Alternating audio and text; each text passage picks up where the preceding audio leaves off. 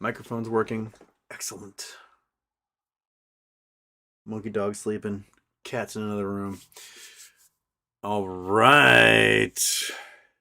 Hello, everybody. Welcome to a little bit of Houston. We have a problem. Wednesday, show 233. Holy moly. We've done this 233 times. It's just crazy, man. It's crazy. Well, welcome, everybody. FINRA did their job yesterday and released a corporate action. I guess now we're waiting for the DTCC to confirm everything. They attempted to short more today, but it was kind of half-hearted and just kind of meh.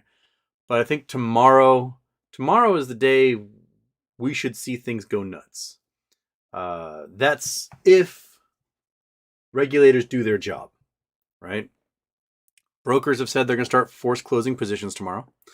The monkey butt a little more frame there. There we go. There's a lump. If you want the privately held shares, or the conversion of the privately held shares, you have to buy tomorrow, so it closes and you're holding on Monday. I have no idea what that means for trading and trying to close positions for Friday and Monday itself. FINRA says trading ends the 13th. And then the 14th, the new shares are issued for the private holdings of the fictitious ACME company. So tomorrow is the litmus test. It is something's got to happen tomorrow, and that will tell us, I think, what the future holds. If when I wake up things are going nuts, I will try to go live during the nuttiness. If things aren't going nuts, I may just wallow under a blanket for a while. So, I mean, our fate is in the hands of regulators at this point. And the regulators, we just have to hope that they do their jobs. If they don't, then I expect class action lawsuits by the dozens being filed against regulators, short sellers, the DTCC, you name it, for all those folks that didn't do their jobs. And there's going to be just years and years of pain holding on out for that. Anyway, until then, a boop.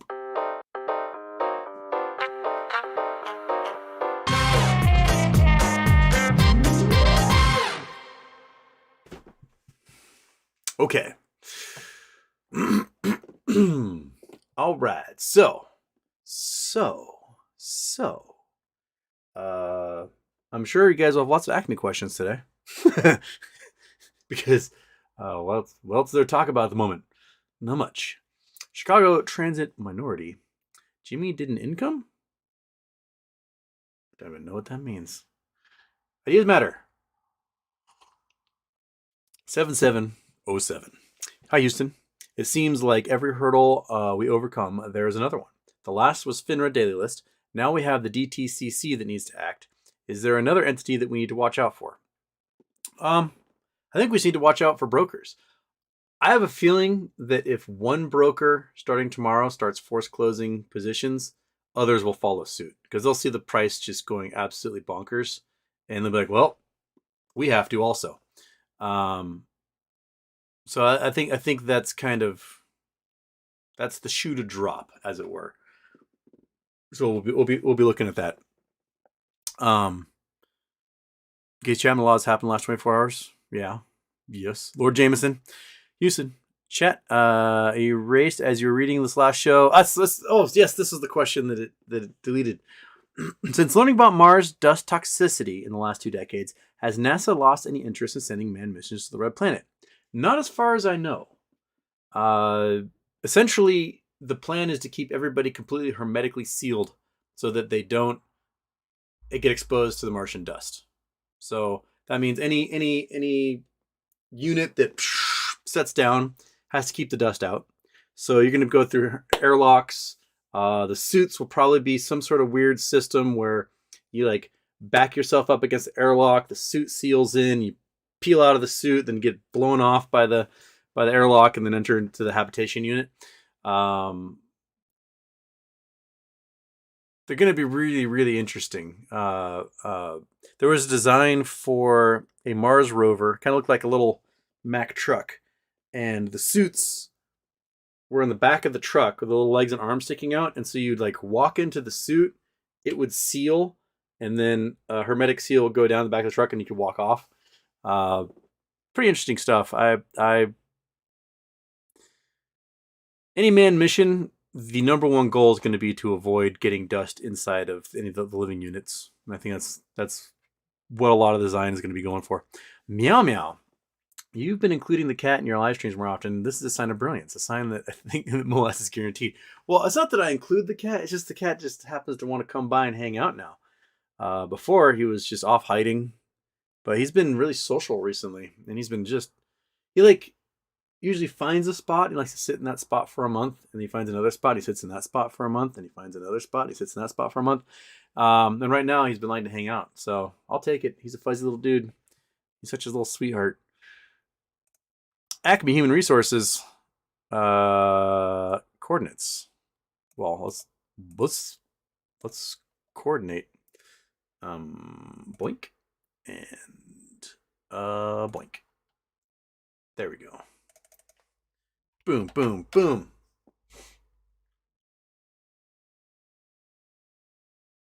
Schlap. Oh, where are we? Oh, we're next to Schlonger Island. Okay. Okay. As places people have sent me, I have Africa as number 1. That gets sent to me more than anything. There's that building in England with the shark on the roof. That might be number 2. And I think Schlong Island might be number 3 at this point. Look at that guy. I really want to know who owns Schlong Island. Maybe that's where we should make our tropical home. It's not much of a sandy beach. We have to build one. But, you know, you got nice southern break here. Looks like the surf is kind of small right now. But, you know, go to Schlong Island. I don't see any sharks buzzing about in this photo. So that's coral. So, you know, Schlong Island might be a place to go. There's nothing here. It's desolate. Nothing in the balls. Nothing in the shaft. Nothing in the tip. Just some rocky limestone beaches. And then a big, deep, dark lagoon. Schlong Island. That's how you're going to ride your rocket to the top right there. ACME Human Resources. Oh, shit.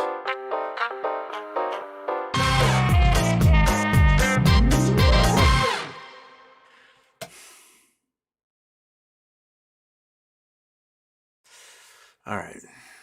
That was just stupid. That's stupid, Houston.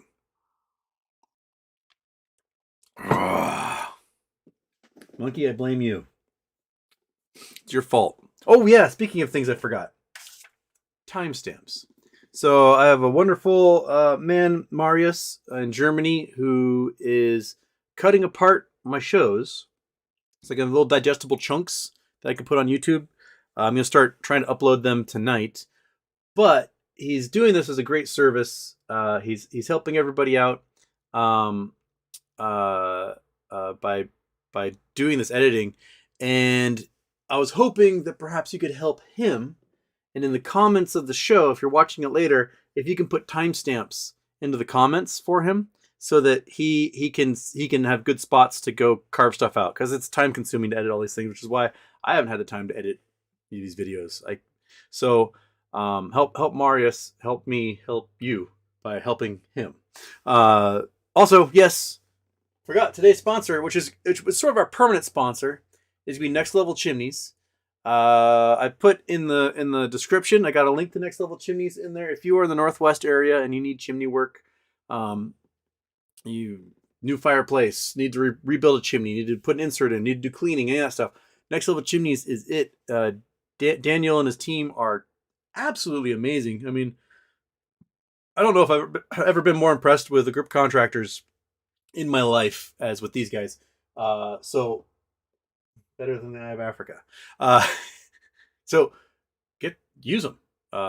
He's a fantastic dude, and his workers are fantastic as well. I also threw Josh Pet Pals down here again because the old tag down there is broken. But their websites are both in the description, so if you need chimney work, you can hit them up there. If you need to get your naughty dog to behave or do tricks, Josh is your guy for that. And again, 50 dineros if you want to sponsor the show. Next level is a permanent sponsor. So whenever I don't have a sponsor, they're going to be up there simply because they did such an amazing job putting in a new fireplace. It's beautiful. It's wonderful. And my gosh, it's so much cheaper than heating oil at this point. So, yeah. All right, cool. Meow meow. If MMTLP rockets, you should do your live stream during the day and call Carisdale Capital and ask them how they're doing while we listen in. Hey, Carisdale, is your refrigerator running? That would be... You know what? A prank call would be kind of funny. All right, I'm gonna put that back in my mind. Ask them how they helped out my retirement account. How does it feel to help me retire, you dick? Brilliant ideas as always there, meow meow. Jason Blackwell, hey Houston, if Monkey's tail falls off, it won't fall off, buddy. She will have to go on to the open market and barter for a new one. She will be a retail trader. Boo! Steve Gahagan. They obviously are taking the Band-Aid approach with ACME. Thanks for this play. Oh, I love you, brother. I think so. They might have to just rip that. I mean, if the estimates are correct, and 250, 280 million shares short. John Berta was on, I think, a Roller Pigeons show, and he basically said, like, I can't talk about specifics, but as far as the numbers you guys have estimated for everything, you're pretty spot on. So that means tomorrow. What was it? What was the volume today? Yesterday was like 4 million.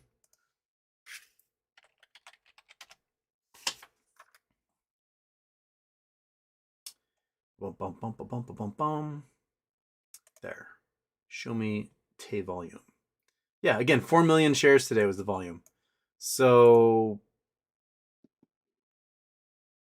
it would appear, I mean, we hit $9, a little over $9 this morning. It would appear that they've got to do 250 million share volume tomorrow. Right? If you want to close positions, because you have to close positions. So they got to do 250 million shares tomorrow before close.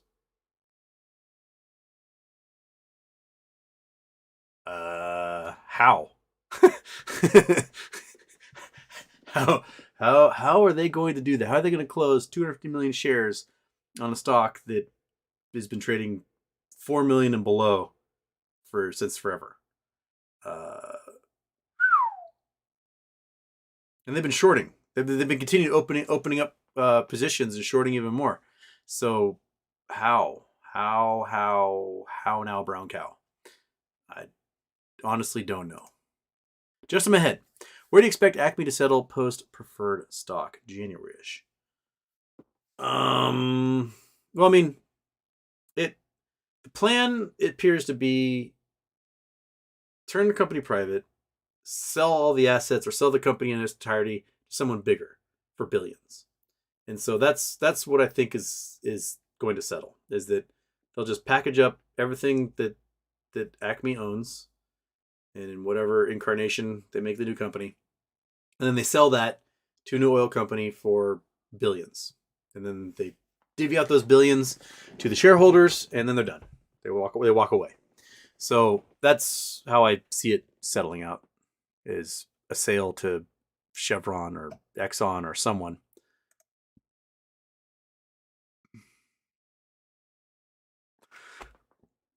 Okay. Gaze Chapman, Houston, can you tell us what you know about index annuities? You give them money, they buy stock in a large index portfolio, and then they take the winnings of that large portfolio, and they give you a cut of it every year, and they give you a guaranteed cut. So they say, "Oh, we're gonna give you 8.5% every year based on this," and you run with that. So that's what I know. Meow meow coming in again. Some of the brokers are closing on the 9th, so it doesn't need to be 200 million tomorrow. Okay, so maybe 125 million tomorrow. So, regardless, a lot more stock has got to move. We're looking at 30 times the volume we normally have. Somewhere around there. Just a ridiculous amount of stock has to move. So, I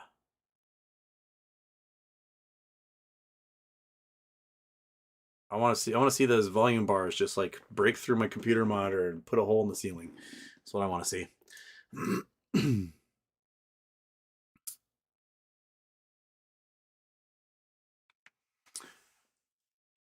Amar Sella, Houston Ape keeps going down in value. Could it be delisted even though it is a preferred stock? I thought that it couldn't be delisted as a preferred stock, but you know, we've seen all sorts of other things that shouldn't happen and couldn't happen because everyone's allowed to get away with crime in this market. So crimers will keep criming and everything will be crimey. So, you know, there's a pessimist inside of me going, crime pays. That should be the moral of this entire episode, is that crime pays. We all should have like not been law-abiding citizens and should have just crimed our way through life, and because that's apparently who wins. The crimers. They get to crime all day long, and then they have big houses and Instagram models and their parties and drive around Ferraris, and they just keep criming, and everyone's like, don't do that, it's bad, and they go, oh, I like it, and they're like, all right, fine.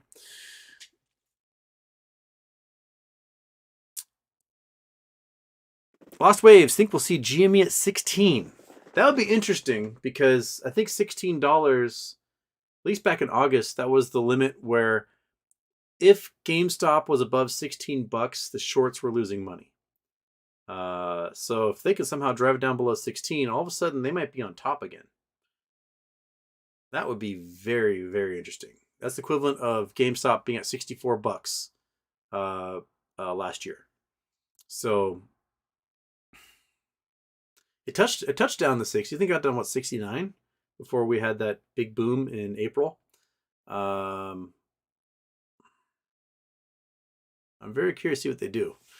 I think right now everybody's watching the ACME situation, wondering what is happening. Yeah.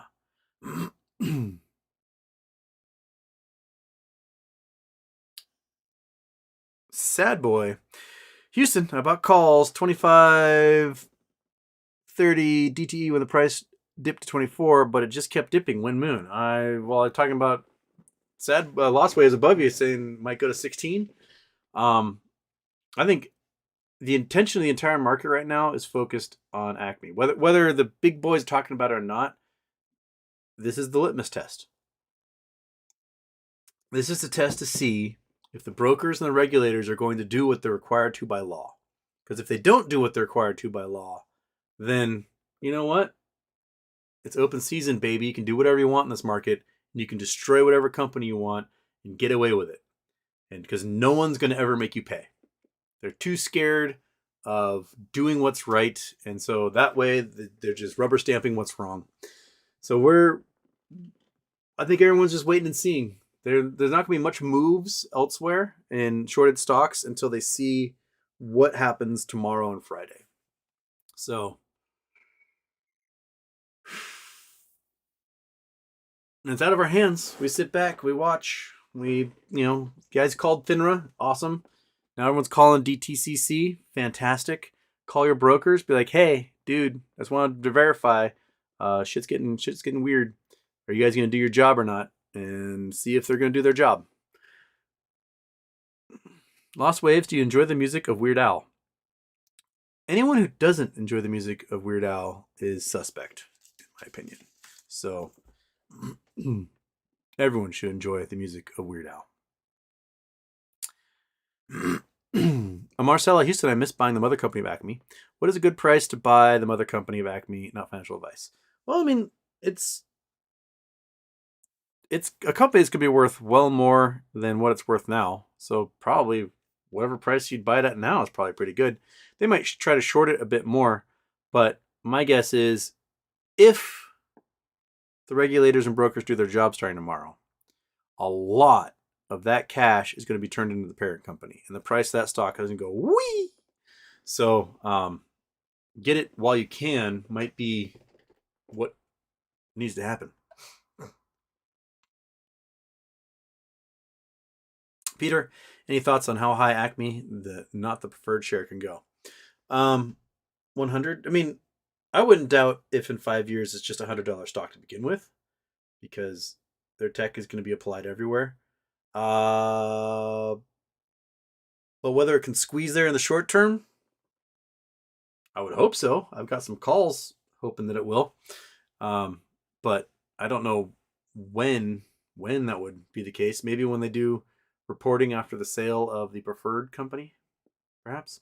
Dubiwa, crypto is a bloody sea of red today. Good sign for ACME. Oh, I didn't actually look at my crypto today. What's happening with crypto today? Click-clack. Spin, spin, spin, spin, spin. I mean, some of it went down. Zcash went down quite a bit. XMR went down, then bounced right back again.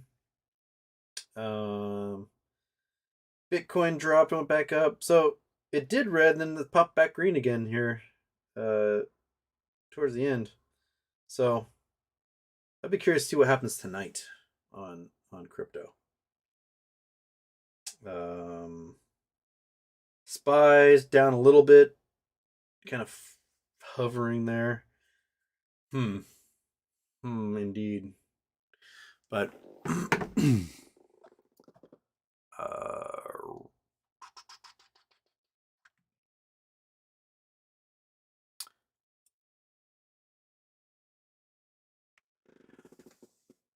Shimmer, so pissed. IG have locked shares, so can't sell. Don't know what happens to them now. Really? Did you call? Call the broker and be like, hey, what's up?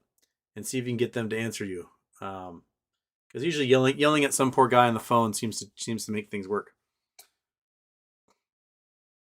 Fairturn, just had my second ketamine infusion therapy, and I have to say I am blown away this is not a more common therapy to treat PTSD and depression. Truly life-changing. Thoughts? Yeah, about 2011, 2012 was the first time I'd heard about it being used. It was, I think, like a NPR piece about a mental health hospital in Ohio that was pioneering it. And basically what happens is, let's say somebody is I don't know, going through a major depressive episode and they're suicidal, right?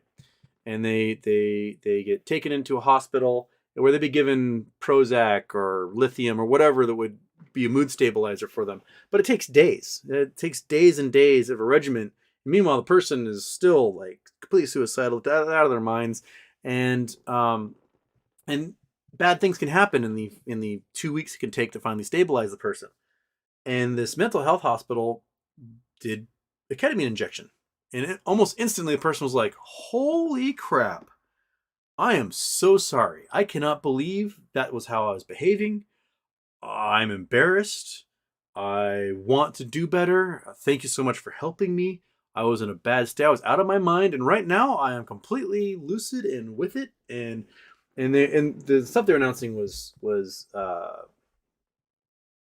pretty phenomenal in the results. The drawback is that in the short period of time since we saw the benefits of a ketamine injection for people who are suffering from PTSD, manic episode, depressive episode, whatever, is that they've given the police ketamine to inject into unruly people they respond to at scenes, and it appears that the police have more often than not been using it in situations where they shouldn't, and people have died. There was that poor guy in Colorado, the violin player, who the police injected with ketamine for no reason whatsoever and killed him. They injected way too much, and the poor dude isn't with us anymore. He was just this nice guy who was an introvert and liked playing violin, and the police stopped him while he was walking and then killed the poor guy. So, I think it's something that should be reserved for the medical professionals. So maybe the police detain someone and bring them to the emergency room where then a doctor can administer these things. But I see great benefit. I dated a woman years ago who had really, really, really deep-seated trauma. And went through a really bad episode and tried to end her life, and ketamine saved her. She ended up in a hospital getting treatment, and it was very interesting, like seeing her spiral, and then her getting into the hospital, and the first phone call with her while she was in the hospital, and she was so incredibly lucid compared to where she'd been before, and I could hear like almost the embarrassment in her voice. If that makes sense, like she's like, "Oh my gosh, I am so sorry for putting you through this. I can now like separate myself, look at this entire situation, and be like, and see it play out, and look at it logically now. And I'm so sorry to put you through that, and what put my family through, and all this. And it's not. I don't want to say it's her fault. It's not her fault. It's the trauma she suffered, and it can come out in a way that is, you know, it could be misdiagnosed as like bipolar, the PTSD, because the signs, the symptoms will be the same, and so then they'll medicate somebody for like a bipolar disorder when really what they have is just PTSD. Uh, their fight or flight response is going bonkers inside of them at all times, and at all times their entire like system is heightened for a threat, and it just taxes your brain, and so the symptoms can be often the same. And I think a lot of folks who get uh, diagnosed with bipolar disorder actually have some sort of post-traumatic stress, and it's just manifesting the same way. And so medicating them the same way isn't what helps. What they need is they need behavioral therapy. They need to go talk to people about this. They need to work through the trauma. They need more intensive psychological help. And one of the ways that can get you there really quickly is that ketamine therapy. So Paratarian, I'm glad it's working for you. It's worked for others and worked for people I know. And so, if you are feeling that way, it might be something to talk to a doctor about, and it can even you out in a real hurry. Okay. Daphne, my daughter, was a health professional at a ketamine clinic. Seems to work well for PTSD. Yeah. A non-C-SPAN pair I've had two. I enjoyed it, but not cured. Did you combine talk traditional therapy and any insurance coverage? All good questions, man. Good questions. Hoshi Gaming, Houston, any insight on what I can do? I work at a school, but about 80% of the teachers got sick. But can I get paid for that time since I got sick at school? I work hourly and can't get another job. I mean, it depends on where you're working. Here in Washington, I think you have up to like 75 hours of sick pay available. So I don't know what the rules are in what state you're in about that, but you should be able to get paid for sick time in many states. Let's hope you're in one of them. Andrew Stewart, how long can all this debt be hidden in derivatives and swaps? Will the piper come to call? My Bank of America puts are starting to print. I think if the right domino falls, then a lot of chickens come home to roost. I'm just not sure which one of those dominoes it's going to be, man. Yeah.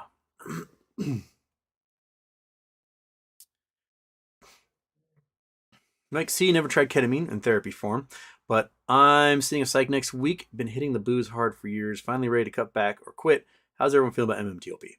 Well, you know what? More power to you there, Mike.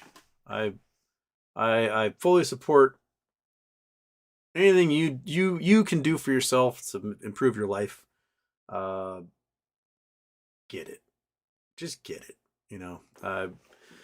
I'm very proud of a friend of mine who recently saw the damage that alcohol is doing in his life and cut it out. It's just July 1st, not a single drop of booze, and he's looking better, feeling better, thinking better.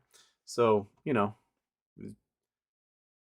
if that's what you need, then go for it, my man. And how I feel about ACME? Shaken. Shaken. I mean, I can't tell if it's anxiety or excitement. One or the other. I think I got a little bit of both going on right now. Brand T, hi Houston. 3 times I ended up with articles telling me to buy metamaterial. Seems like a push to make people confused so they don't FOMO on ACME in the next few days. That's an interesting theory. It's an interesting theory indeed. They're like sacrificing one short position so they don't get absolutely eviscerated by another one. Interesting.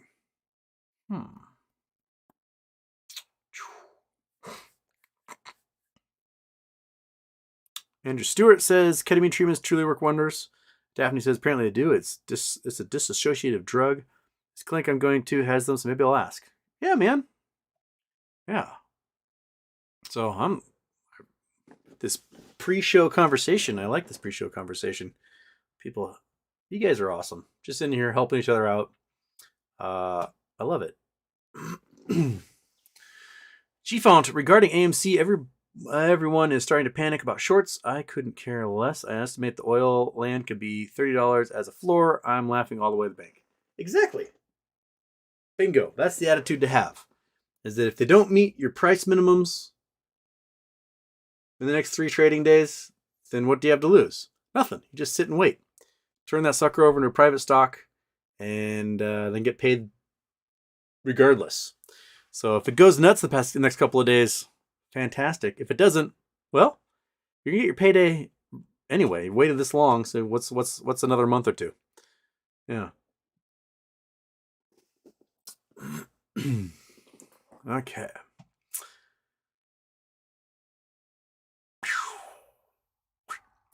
HD Miko, Houston, can the shorts sell their shares in the dark pool to cover? If so, we, the retail holder Acme, will not see price increase. Well, the thing is they can't cover. Covering is not an option, HD Miko. They have to close. You cannot have any naked shares of a private company existing. This can't happen. So they have to close their positions, meaning they've got to either buy the synthetics out there and delete them from existence, or buy real shares and use them to replace synthetics in the accounts of who they borrowed from, etc. So they can't do any covering. Covering doesn't cut it. They have to close positions. They have to have no more short position whatsoever. That's the law. Whether that law is going to be enforced is where we are. So they might be able to do some dark pool trades where they find somebody who has a whole bunch of shares and cut a deal to take a big block of those shares and use them to close out a bunch of synthetics. But just trading more fake shares in the dark pools isn't going to do it. It's just going to increase their liability and make the law breaking even worse. Which is, I mean, if you're already breaking the law once by selling shares that don't exist, what's to stop you from doing it again? Because no one's really punished you so far. If they get punished, and I'm hoping they get punished, we will see things go bonkers tomorrow and Friday. So that's what we're waiting on. Andrew Stewart, Houston, since I can't send coordinates, what are your thoughts on Atlantic City, South Pass, Wyoming? Pretty cool old ghost towns. Put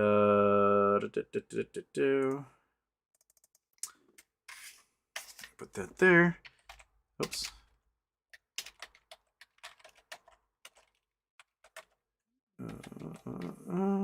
I don't think I've been to Atlantic City, Wyoming.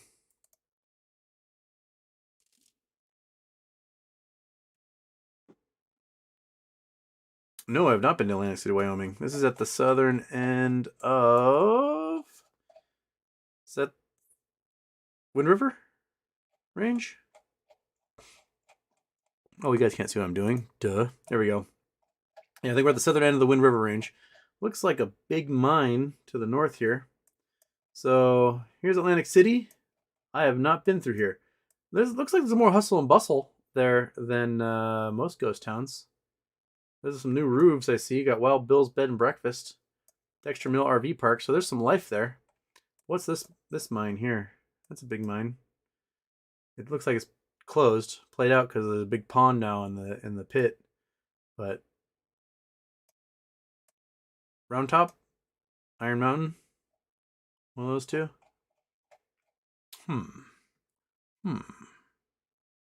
There's South Pass down here. South Pass, what do you got for me, South Pass? South Pass, much tinier. But, looks like there's a couple little farms here. So there's some life. There are people. It's dirt road. So South Pass, it's paved until they get to South Pass, and it's dirt road from there. What are you? Do you park of some kind?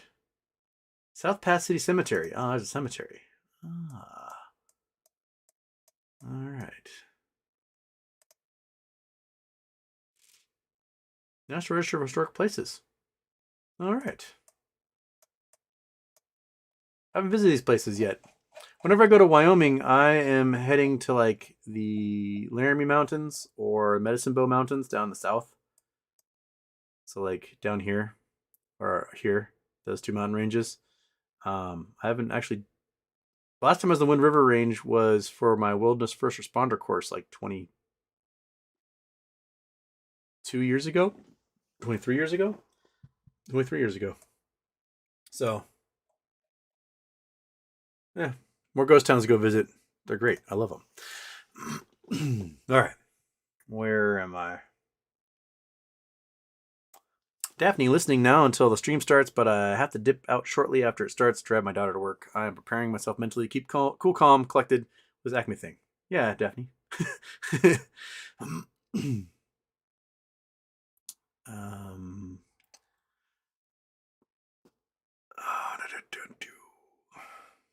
Danjo, the banjo.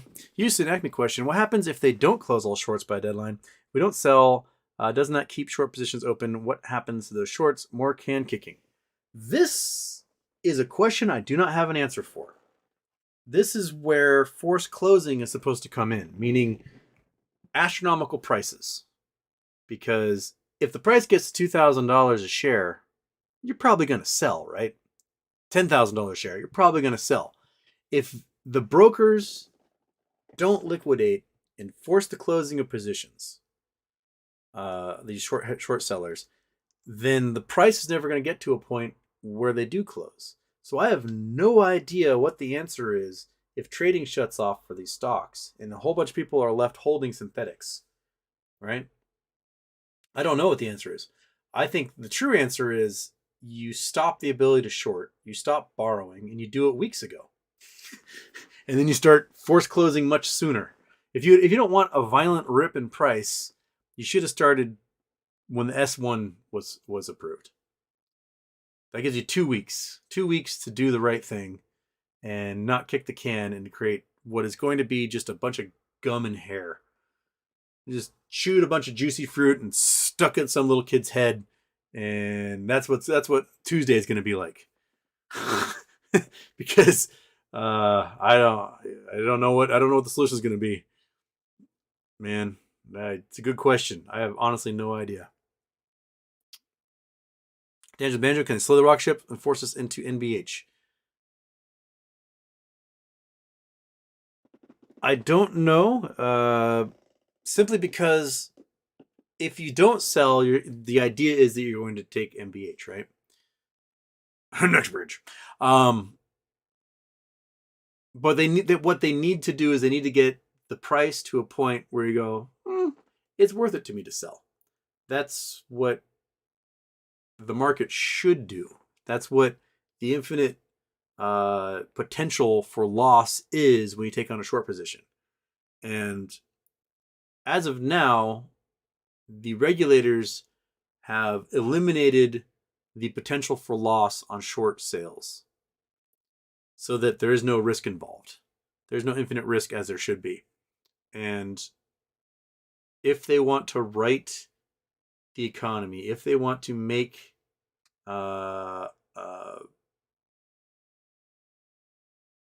this country good, then they're going to have to change the system and actually make it so that there's risk involved when you're shorting a company. Because being able to package everything up in swaps, being able to sell shares that don't exist, being able to do all these can kicking methods means that all they've done is reward those who want to destroy this country. It is un-American to be a naked short seller. But the system we have apparently is designed specifically to enrich those folks more than anyone else. And we need to do better, man. The Body Shop. Hi, Houston. My 8-year-old, Camille, wants to know how rocks are born. Can you help her out? Oh, man. Okay. It all starts in a cloud of gas. out in space, there's particles floating around, and they're in these clouds of gas. And every once in a while, something comes along that forces a cloud of gas to compress a little bit. And when it does, it can shrink into a star. And as it shrinks, it heats up and starts to spin. As it spins, it kind of spins out a little disk around it. And the disk is where the planets are born. And when the star finally lights its fuse and starts doing fusion, and it's giving out a bunch of light, it will clear a whole bunch of the dust out of that disk that goes around it where the planets are being born. And it provides a lot of heat. So if you are close to the sun where it's hot, things like water can't exist as a solid. Carbon dioxide can't exist as a solid. Ammonia, methane, a lot of these like gases and volatiles that we experience here on Earth, they can't exist as liquid, and they get blown out further to where it's cold. And there comes a point called the frost line where that stuff is suddenly cold and can become solid material. And those start to form really big gaseous planets. Big gas giants like Jupiter and Saturn are full of all sorts of gases: helium, hydrogen, methane, water, ammonia, things like that. And inner planets are stuff that can be solid at really high temperatures, like rocks. Rocks and metals can be solid up to 1,000 or 2,000 degrees. So the inner planets have lots of rocks, which is Mercury, Venus, Earth, Mars. Those 4 planets, very rocky. The Earth is the biggest of those. We're so big we have a little bit of an atmosphere full of volatiles, a very thin atmosphere that we live in and we breathe in. So the rocks are originally born in space as this gas, which is kind of melty near the hot star, gets a little further away and freezes. And then they start to smack into each other, and they make bigger and bigger and bigger rocks, bigger asteroids. And then when those asteroids start smashing into each other, they can make little planets, right? And when you get a big enough planetoid to start sucking in all the other asteroids, so as it orbits the sun, it just starts gathering them up like a vacuum cleaner, just sucking up every rock and chunk of ice and everything that's in the way. And you get yourself an Earth. Now, for a long time, for a few 100 million years, the Earth was this molten goo ball. Just imagine it as like this red hot lava drop. And because there's so many impacts, so much energy from all these giant asteroids and comets and stuff smacking the surface, that was just so hot from these collisions that it just could not be solid. So I call it goo ball Earth at this stage. And goo ball Earth is just a big round molten droplet floating around the sun. And over time, less impacts. And so the surface is allowed to kind of start to cool a little bit. So you got this crust. And the first layer of crust was the first sort of surface of the planet. And the insides are still really warm. So as a liquid, all the heavy stuff starts to sink towards the middle. All the light stuff starts to float towards the top. And so the lighter stuff is in that crust in the outside of the planet. And the heavy stuff is in the center where the iron core is of the Earth. And due to the nature of the pressure, all the pressure of the rock squishing in each other, and radioactive material like tritium inside the Earth, the core stays really molten and hot, and it spins, and it provides all sorts of energy for the planet. It gives us our magnetic field, and it allows for the different layers of rock in the Earth's throughout the Earth. So you got the crust, you have the mantle it sits on, and then you got the core inside.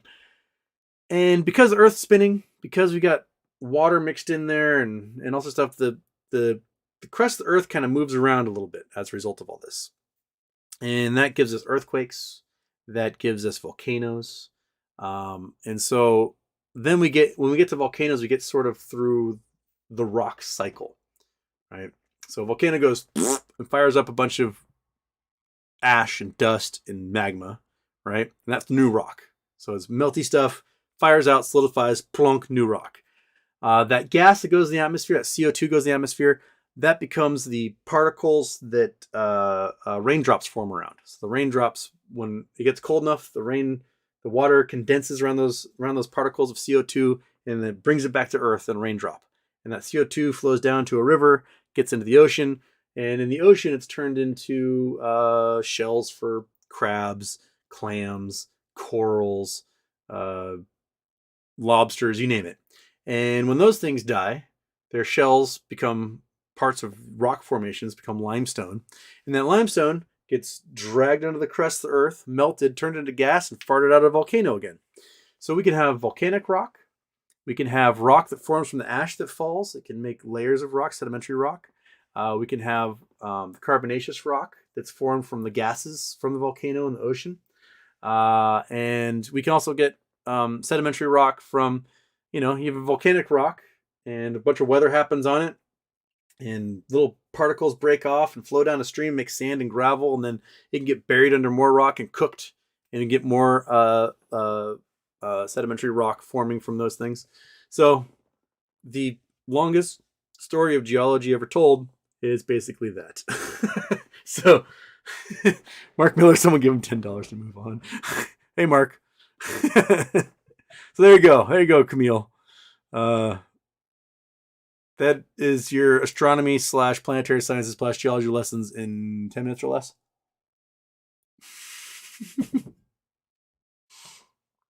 Okay. Where were we? That was Danger the Banjo. That was people talking about Daphne living in Colorado.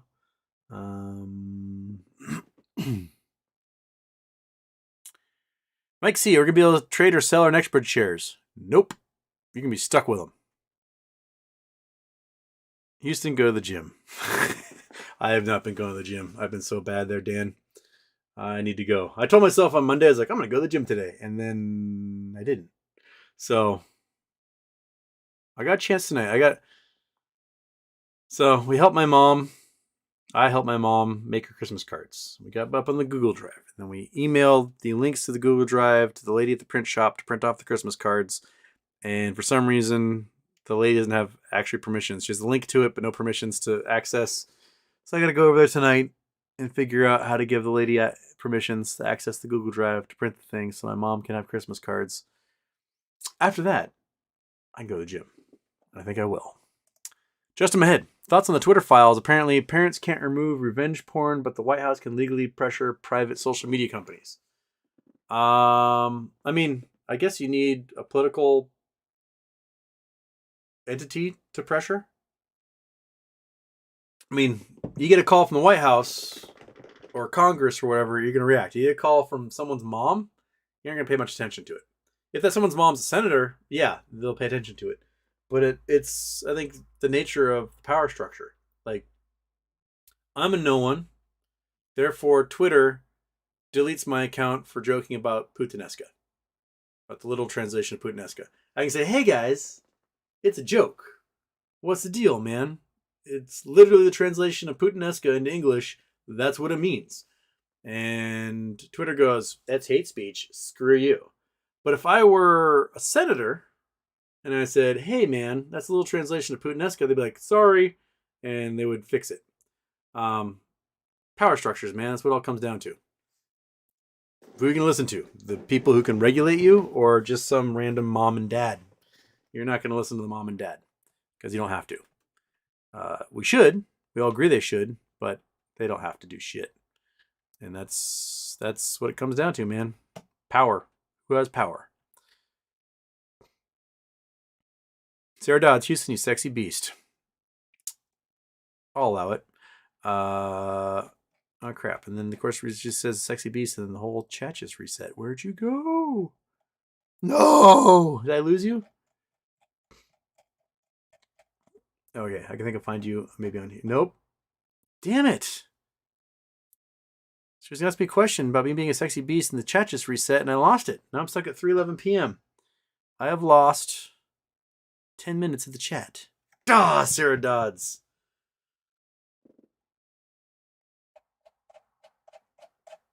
I like it when people call me a sexy beast, but then I can't. It's like with the Mars question yesterday. The whole chat just reset, and it's gone. YouTube, fix this. Don't make it so when I scroll down, the entire thing shoots me to the bottom and deletes what was up at the top. It's silly. I've got plenty of RAM. I should be able to hold this in the computer. I would take top dollar for that Wiener Dirt Island. Just Miami, your Twitter friends miss you, bud. Miss you guys too. Jersey did set up an account for me last night, a Polish Twitter account. I haven't had time to do anything with it yet, but maybe we'll get in there and maybe Maybe I'll have some Twitter again. We'll see. Okay.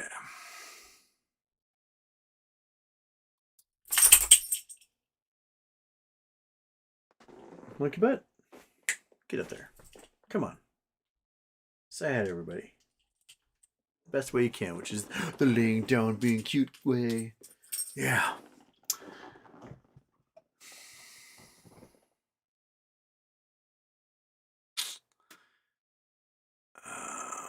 Oh. Wildcat Strike 3. Hey, Wildcat. Houston, have you happened to read the latest Cormac McCarthy novels? Reviews are weird but intriguing. Also, how are you doing? I have not read the latest Cormac McCarthy. I think the only Cormac McCarthy I've read is The Road. I don't know if I've read any of his other books. Nothing's coming to mind. I don't think I have. So I got some reading to do. So no, I've got nothing to report on that front. The Road is a good book. It's a downer. It's a big downer, but it's very well done. Looks like I got reading to do.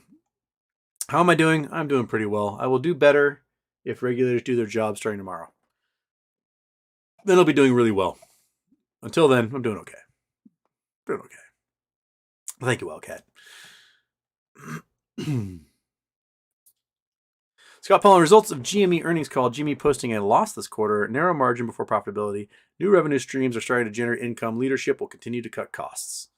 That's what I was figuring. I think that their fourth quarter, they'll be able to post a Christmas time. It's when they do 90% of the retail sales, probably selling a whole bunch of consoles, bunch of games. They'll probably be green for the fourth quarter.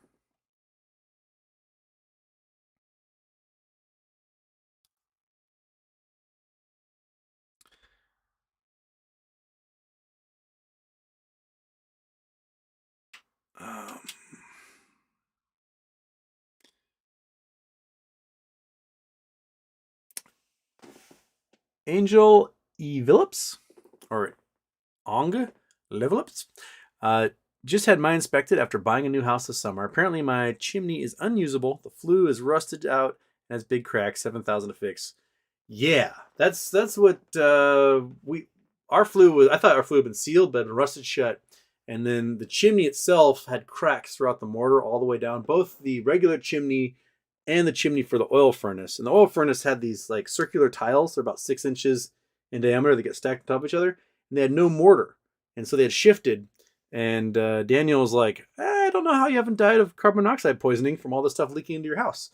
So they fixed the top part of the chimneys, put new inserts all the way down to both the oil furnace and the new wood stove. And it is beautiful.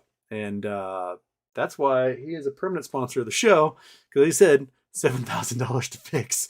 And they did it all in a day. It was amazing. Well, a day and a slight morning, because while getting all the bricks, the mortar, the flue inserts, the stove, and all the pieces for the stove, got all done, and it was like, oh my gosh, I left the 6-inch coupler to hook the chimney to the stove back at the office. So I had to fix that the next morning and finish up. But still, like, amazing work. If you're in the Northwest and you need chimneys, bam, right there for you.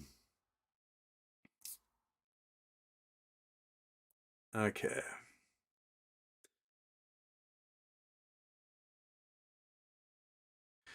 This is illegal, miss you, buddy. Almost time for this Uber vehicle build. Meet you in the desert someplace. You and me both. I need these suckers to rocket, and then I can either fix the war rig or build a new one. I'm leaning towards building a new one, because who doesn't want to play with new things?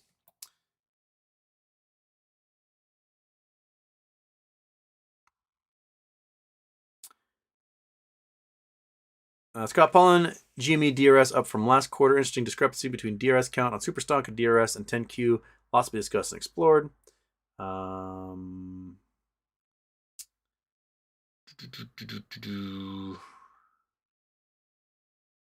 G-Font, what do you get when a blue ship crashes into a red ship? A bunch of maroon sailors.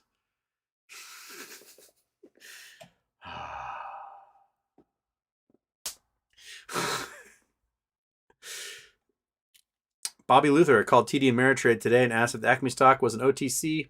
They said yes. I said it's not tradable after hours in the pre-market, and they said yes, correct. Then I asked, well, how did it go from $8.25 to $9 at like 8:30 this morning? And I bet they didn't have an answer for you there, Bobby Luther.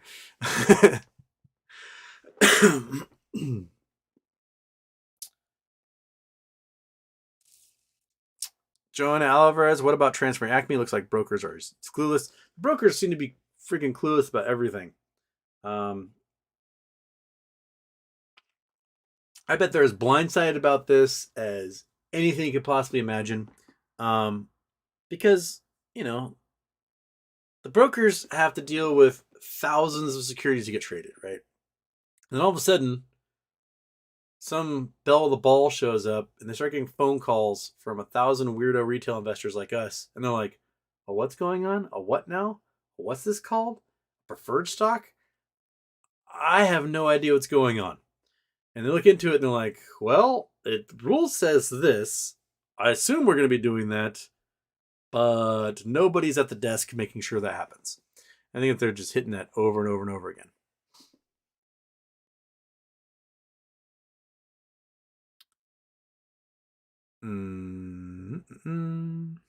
William Morgan, how you just joined 1.75 speed. I'll talk really fast for you, William Morgan. That way when you get to me, you won't be able to understand a single thing I'm saying at 1.5 speed. All right.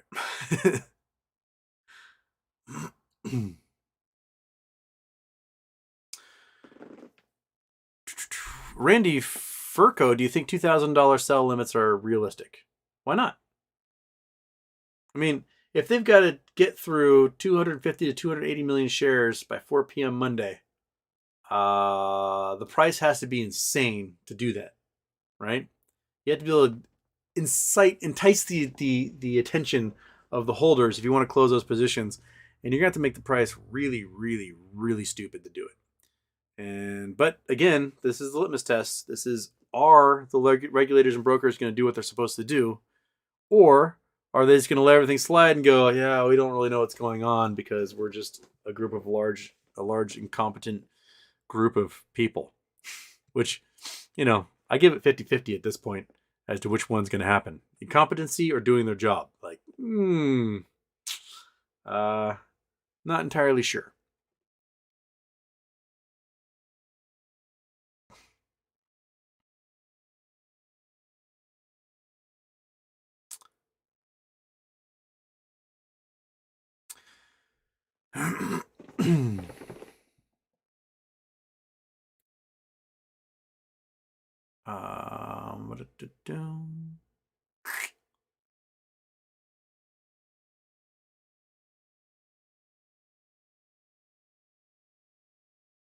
AK, can you please explain the math? How can short synthetics have till the 12th to cover?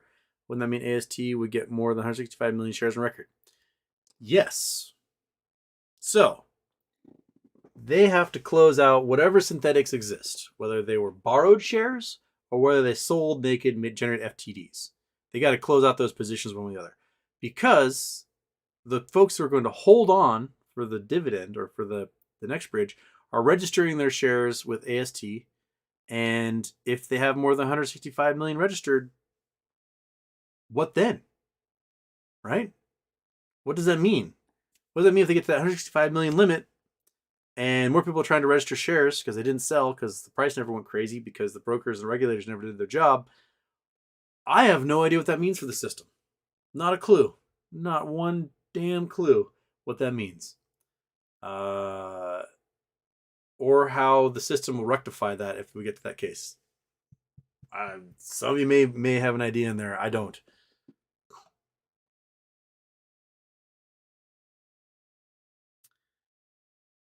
Okay.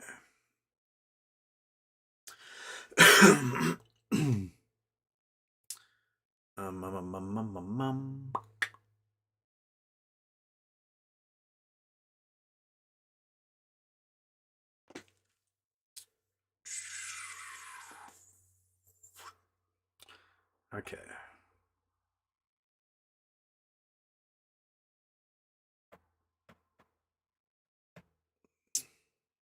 Jay, the corn cob guy. Hey, Houston. So with ACME preferred shares closing, if the price of that stock goes ballistic, will the share price of ACME go ballistic as well? Love your show, mate. I think so. Because I think a lot of people are going to take that cash, put it into the parent company, and cause a whole bunch of buy pressure. So I think yes. I think the it can do the same.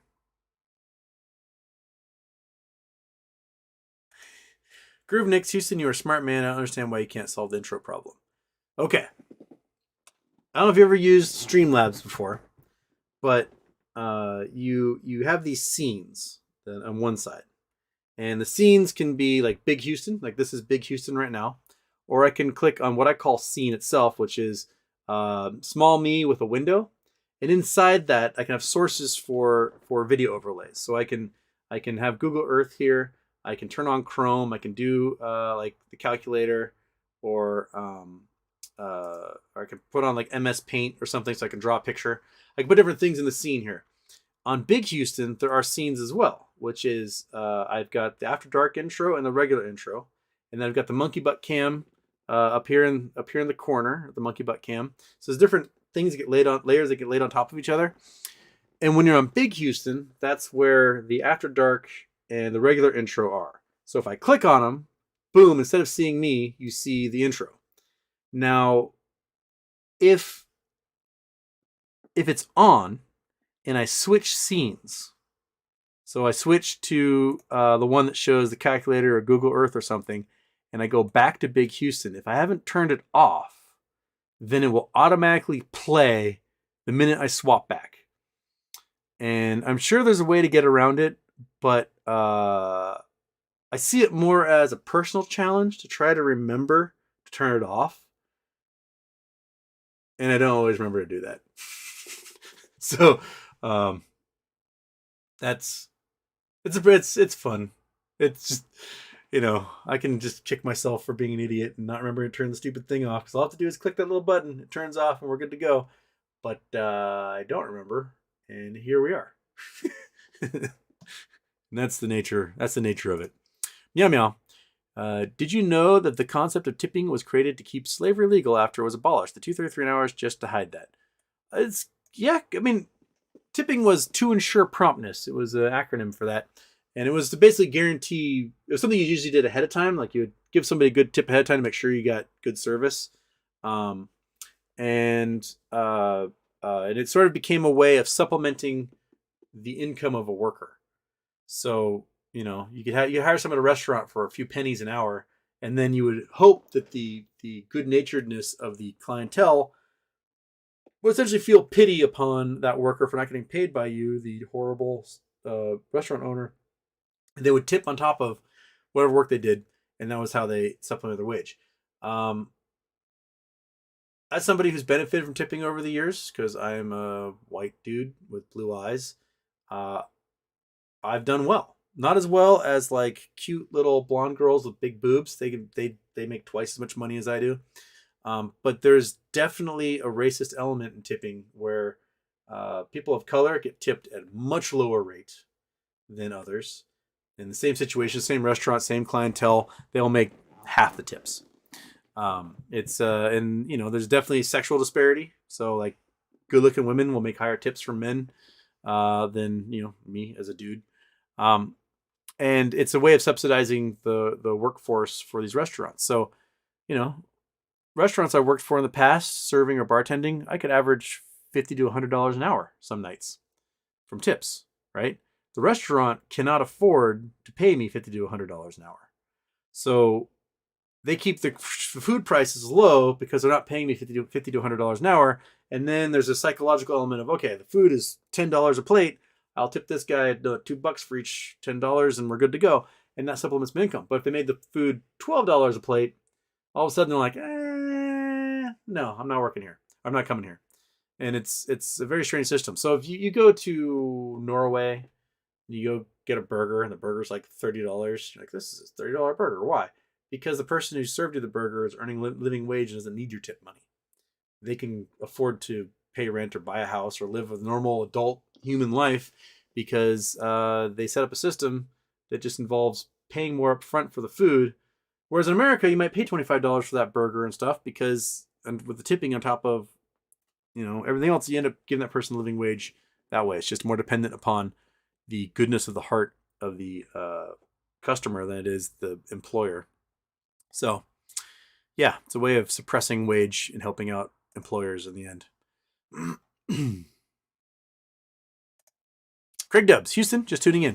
Do you think market moves, Tony Twitt's theory on what's going on right now with the shorts, he might be onto something? I don't know. I don't know what the theory is. So you have to send me a link to that sucker, or I'll look it up. But I haven't seen the theory, so I have no idea what it could be. So sorry, I can't help you out there. I haven't seen it yet.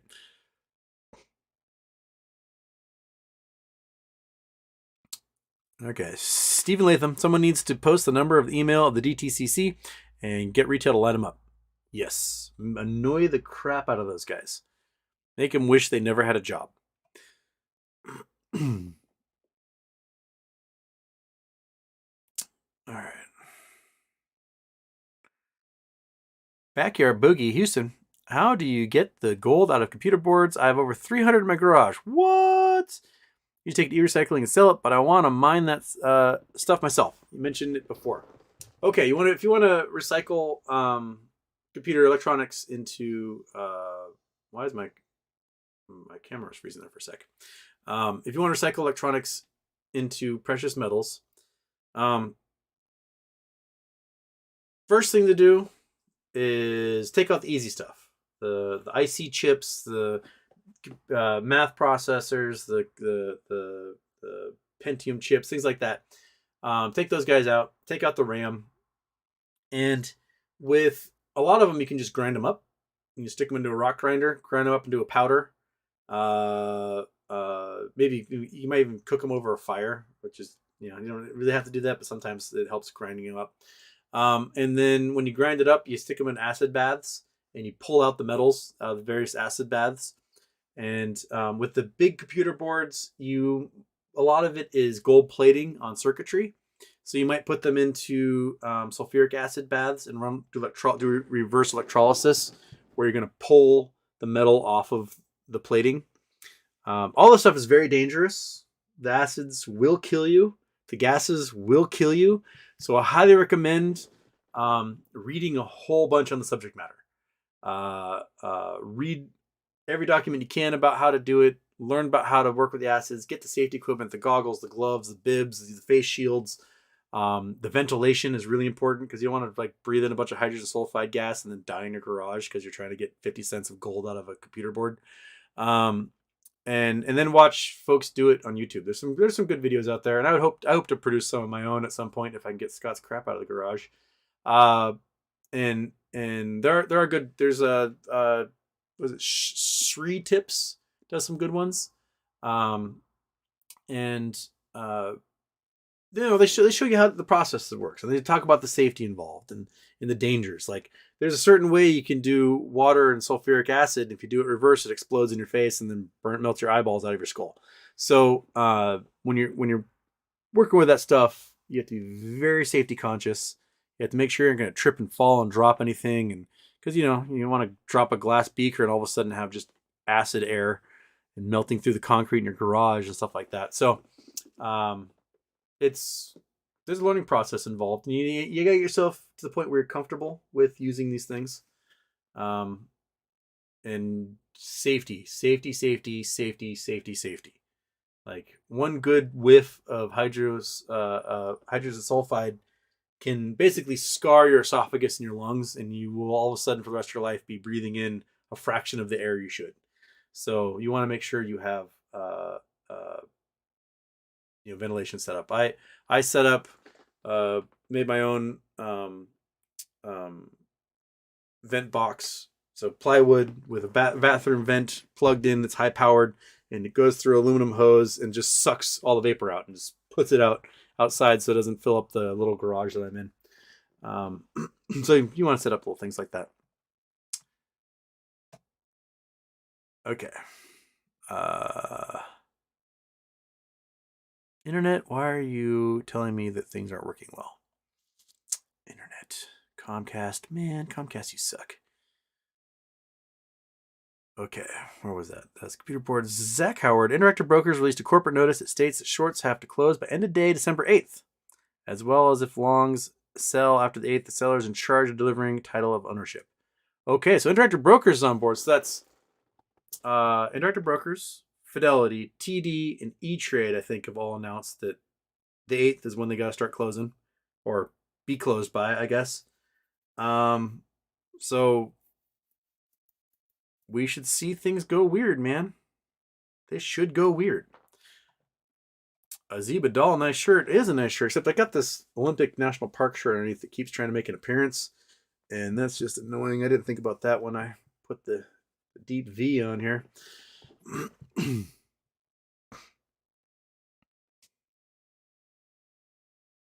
Where am I? At 4:15, so I'm only 45 minutes behind. Okay. All right.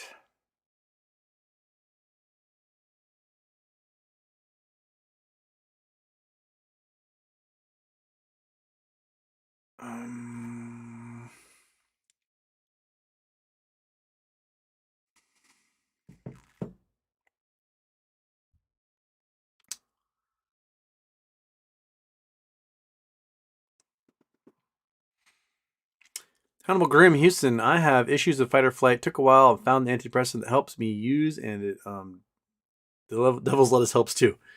Yeah. Your fight or flight mechanism can be really messed up if you've experienced trauma. I mean, it can be messed up regardless. Did you knock your blanket off and now you want to go under your blanket? That's the look of a dog. Monkey's response is under the blanket. That's her response to everything. It's just go under a blanket, everything will be fine. But yeah, and you know, there's chemical help and therapeutic help that can work through your response to stuff. You know, I can think of an example. I had a roommate. She had come out of a really abusive marriage, right? She'd come out of abusive marriage, was renting a room, and so her inclination to confrontation was just avoid it, right?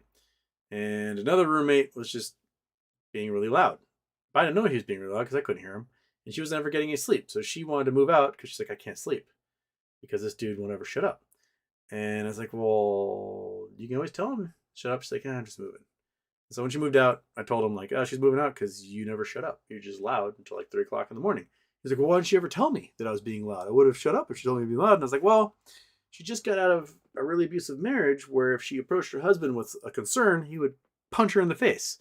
So you being another man who's very loud with a booming voice, she's not going to be inclined to be like, hey, man, it's 3 in the morning. Shut the fuck up.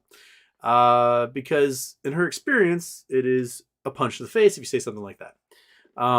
And so, like, you know, we have to figure out not just how to navigate the world ourselves, we have to figure out and sometimes interpret how other people are navigating the world because we don't necessarily know why they do what they do. There's always a reason behind an action, and it could be a lifetime of trauma or, you know, stuff like that that can kind of play a role into how they navigate the world. And so they're going to just be like, rather than, you know, get that good night's sleep, they're going to be more passive aggressive and be like, peace, I'm out, because it's easier than risking the telling somebody at 3 in the morning to just shut up and go to sleep.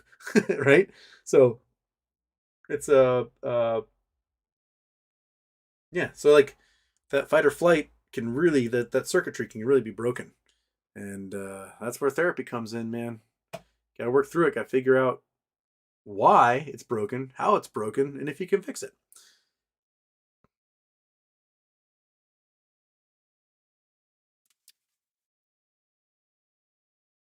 GG Cool, going to Chicago and steaks from Gibson's Steakhouse. Gibson's is elite. I've never had a steak in Chicago. I've wanted to go visit my friend Andy in Chicago, and I have yet to do it. That give me an excuse.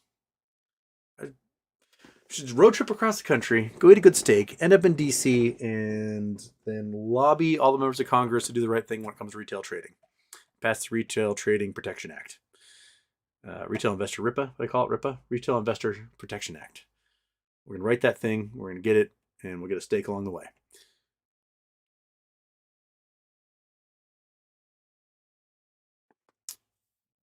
GG Cool, when do you think retail buy will be turned off? December 8th? I think retail buy turns off the 12th. CJ Johnson, dude, crazy that you're discussing PTSD, fight or flight. That's been a big subject for a lot of people I know, including me lately. Yeah. I mean, everyone you know has experienced trauma at some level. Others, it's been at levels that are absolutely incomprehensible, and how they've survived and made it this far after experiencing it is a wonder unto itself.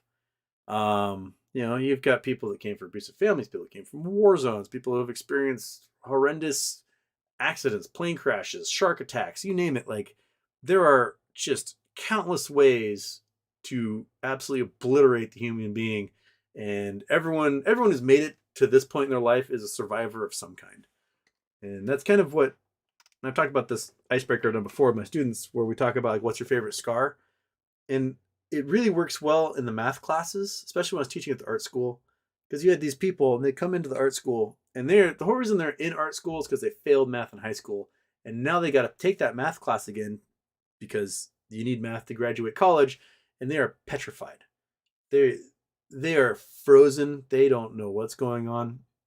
And so we go around, we tell the scar stories. And like I said, like 5 out of 25 students should be dead easily. They were hit by lightning, fell off a building, had flesh-eating bacteria, you name it. Like, people have had the craziest things happen to them.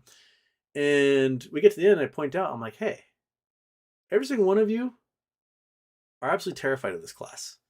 But all of you have survived much worse things than learning how to graph a parabola, right? It's like, chill out. Don't worry about it. We will get through this. I could do my best to not be a contributor to your further trauma about something as esoteric and applicable as math. Like, it's like you survived falling off a 4-story parking structure and having a piece of rebar thread the needle between your femoral artery and your femur, where they had to cut the concrete out, take it with a forklift, and take you to the hospital and have like a 10-hour surgery to make sure you didn't die. And here you are in my math class. Like, finding X does not matter. You can survive anything. And like, people go, oh, okay. All right. We get it. And then I also point out, like, the first day of class, every single student in the art school will come up to me at some point and be like, I just want to let you know, like, I'm really bad at math. I'm terrible. And I'm really like, I just need to let you know that ahead of time. I'm like, okay, cool. No problem. They sit down. Next person comes up. I just need to let you know I'm really bad at math. I'm so sorry. And the next person will come up. At the end of the class, I say, okay, everybody who came up to me at some point during the class to tell me you're really bad at math, please raise your hand. And then all 25 students would raise their hand. And I'm like, that's why we're here. Like, I get it. You're in art school. You're all really bad at math.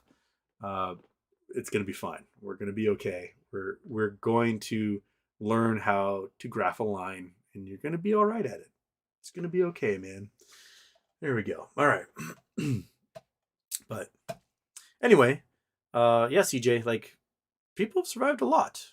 They've definitely survived a lot. And I know you personally are part of the Native community, and then you got your generational trauma in there, right?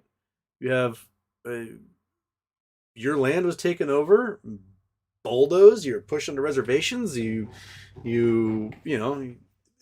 generational trauma of losing 90% of the population 200 years ago to disease and massacres and everything else, starvation. That stuff carries on. It does. It carries on in a big way, and the survivors of that, they pass on the trauma that they survived onto people, and it's in America we've got so much to work through, dude. Like, we're the most neurotic country in the entire world, statistically speaking, and we, in large part of it, is because we don't have universal health care. We need that universal health care. Go back to episode, was it 3 that I did? Murder the private insurance industry, because we need docs to get inside of our brains. Okay.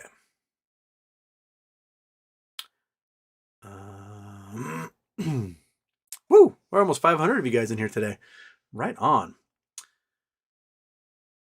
Okay, William Morgan, Interactive Brokers, just dropped a nuke. Time to cover. Time to close, baby. Not cover, close.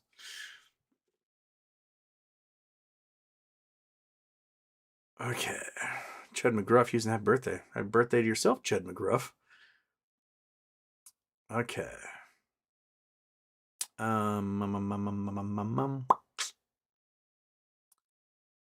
Celebratory meal will be a Jeep Trackhawk. Vroom vroom. All right. Liam Og from County Clare. I am forever grateful. I will give generously to your charity shows going forward, and I will recommend that everyone, even on Twitter, thanks for Torch and Acme, and God bless you, man. Well, fantastic. I hope that our December Charity Tuesday show just sets records, man. Because it can be right at the end of the tax season.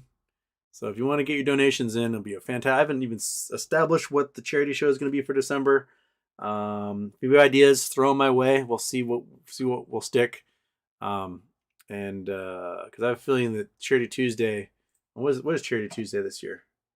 Charity Tuesday for December is going to be the 27th. So we're between Christmas and New Year's. So the 27th is Charity Tuesday, and I'm hoping it's a record Charity Tuesday. We'll figure out what it's going to be. Excuse me. All right.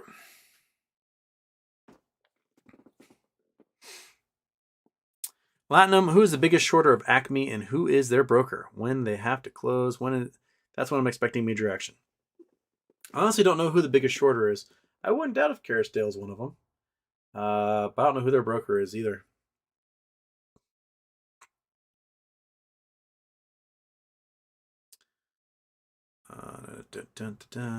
Joe Roker, you're talking about Acme Supermarkets. I am never talking about Acme Supermarkets. Acme is a fictitious stock.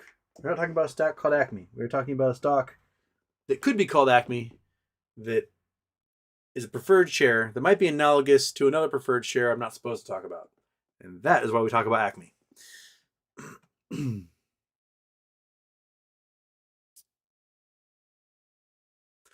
BTW brand says churches are nonprofit. Would donations be a tax write-off? They are. Donations to a church are tax write-off. I mean, you can form your own church, donate to it, live in a house owned by a church. You can do it totally televangelist style, and that's why people form churches. And the church can have its own investment portfolio, and you, as the executor of that, the executive director of the church, can have all the rights and privileges of utilizing the resources owned by the church for your own personal pleasure and use. So that's why you have a lot of charlatans that run really big churches, because they really know how to game the system. They basically get money free and it's tax free, and then as long as it's owned by the church but they control the church, then they can have a nice house and a private jet and a Ferrari and all other stuff.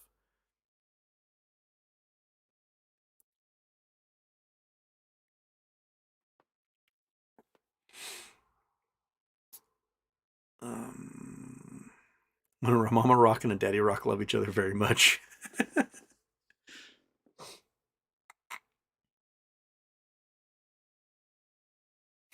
She's 8, Houston. Good Lord.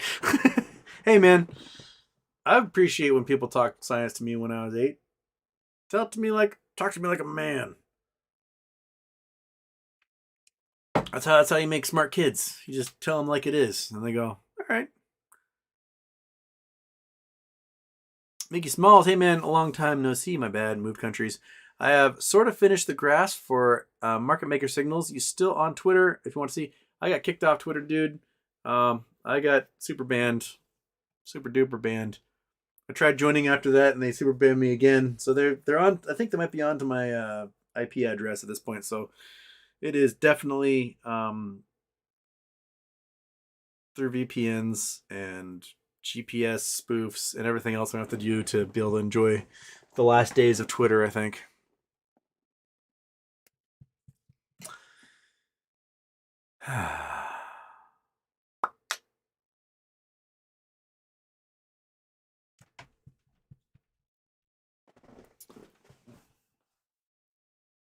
Valerian, possibly last chance to jump on the HNRC train. $1.75 dividend is coming with a December 16th record date. Currently trading at 51 cents.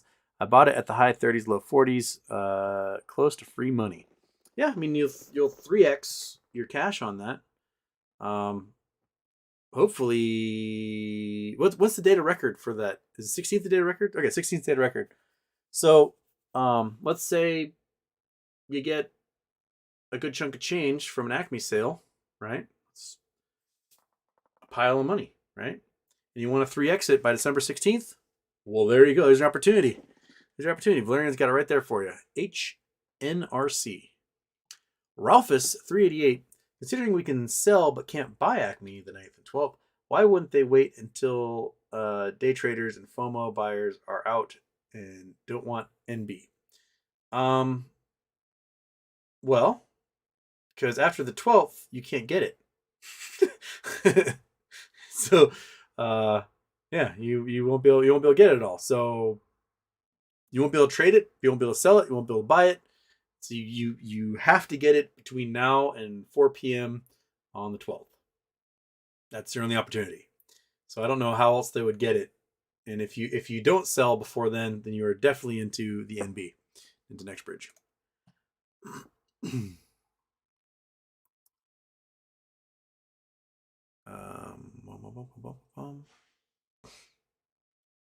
Stevie Houston, you've been very excited this year about No Labs and the non-invasive diabetes treatment. In the UK, now Dexcom are doing exactly this with mobile apps, etc.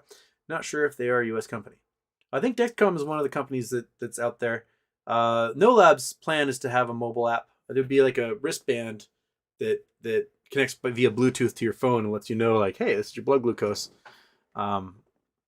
That's what they're working on.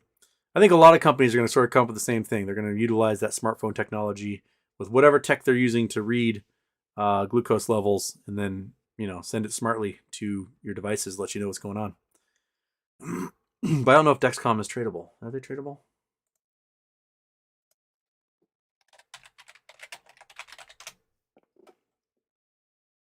Looks like it is. Dexcom's at 117.91. Goodness gracious, they're really high. So they look like they're doing well, though.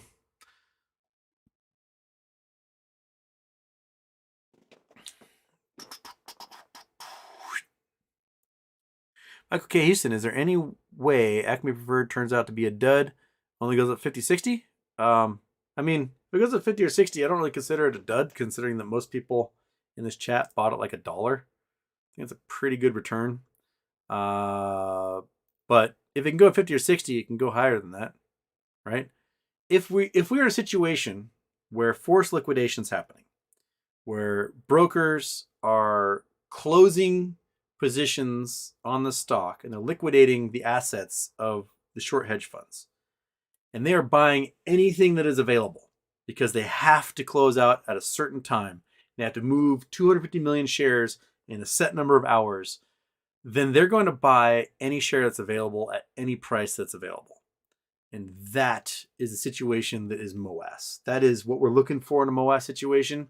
And so this is the litmus test for MOAS. Like, can the regulators and brokers do what needs to be done when the time comes? And in the next couple of days, we will see what their response is to that. Like, are they good enough to do their job? So if they are good enough to do their job, we should see prices go absolutely insane. So look for it. If they aren't doing their job, 50, 60 bucks, that's what you get. Ralphus 388. I meant, why would they cover before the 9th with all those FOMO and swingers still in? Wouldn't it be logical till the herd thins out to cover? Because they're not covering, they're closing. They're closing, not covering. They're closing their positions. And they might not be allowed to wait. It's going to be a situation where the brokers are going to say, we're taking hold of your account. We are closing your positions because you're on margin. And we are forcing you to close these positions. Whether you like it or not, we are getting it done right now. So the waiting period is up as of tomorrow. It's going to be all about what the brokers do to try and get those positions closed. It's going to be out of the hands. It's going to be Jesus take the wheel time for a lot of these hedge funds because the broker is going to take over and force them to close these positions. And so that's what we're looking at. They waited all the way to now to not close their position, and now they're going to be forced to do it.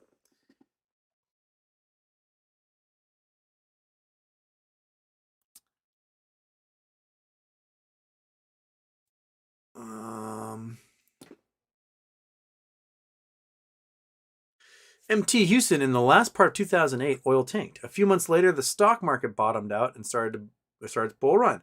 Why did oil tank, and what is the correlation, if any? I think oil tanked because people didn't have money, and they didn't have they weren't traveling, they weren't going on vacation, they weren't buying extra products, so shipping was slowing down. Freight trains were less. That's why. If you don't have money, you don't pay for oil. If you don't pay for oil, oil prices drop. So I think that was a large part of why oil tanked first, and then the market continued to drop and kind of consolidated. I mean, I went on a road trip to go gem mining. That had been March 2009, and I was paying like $1.25 a barrel, $1.25 a gallon for gasoline on that road trip. When in August, I was paying $4 a gallon. So that was quite the steep drop in gas prices. But right now, what would normally play out with oil, I think, can't, simply because of the situation in Europe, where they don't have enough diesel and they don't have enough natural gas. So the energy prices are just going to be really high regardless, because they're trying to get as much as they can to Europe, so that Europe can survive a winter.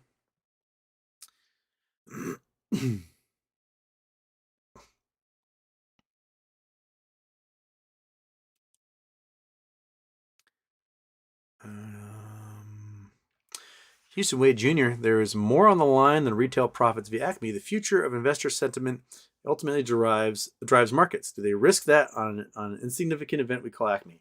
That is an excellent point. Do you destroy the sentiment of investors investing in your stock markets ever again? Because the system is so obviously broken that they can never win. That should be in the back of the minds of everyone on Wall Street. Do you break through the trust thermocline of retail investors? Like, they think they would rather figure out how to invest in a local ice cream shop or, flooring company or whatever, than have to deal with the crap on Wall Street.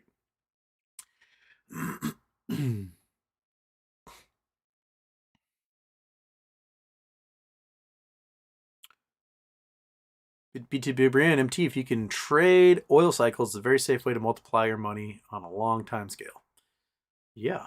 Those oil future guys, they do a good job.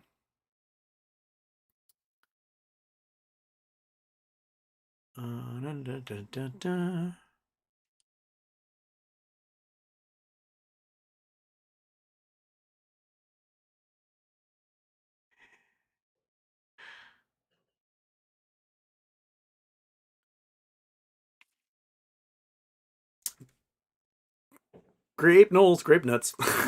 Can you game theory out how the shorts could possibly squeeze out of the ACME play? The only game theory method I can think of is nobody does anything and then it's a shit show of lawsuits. That's it. And if this comes down to the brokers don't do their jobs. The brokers don't do their jobs, they're gonna be named in lawsuits. If FINRA doesn't do their job, they're going to be named in lawsuits. If DTCC doesn't do their job, they're going to be named in lawsuits. And there's going to be class action suits involving all of us will be participants. And it will take years, and there'll probably be some settlement of $1 kajillion that insurers will have to pay out. And we'll see a fraction of that, and the lawyers will get the rest. But that's probably it.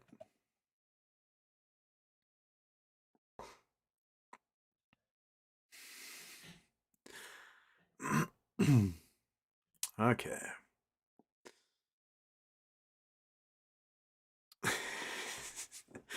People are enjoying my explanation of how rocks are made.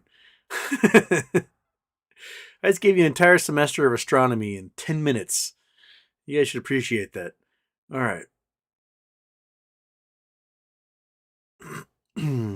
Cloud K20. I've almost died this year. Hopefully, I'm last next. Yeah, the whole near-death experience thing really makes you want to get that show on the road, right? Dr. Zeno, snort pre-workout powder. It's cheaper and safer than cocaine. It's legal. Creatine. Oh, no thank you. Still clearing my lungs a little bit, though. Okay. Where were we?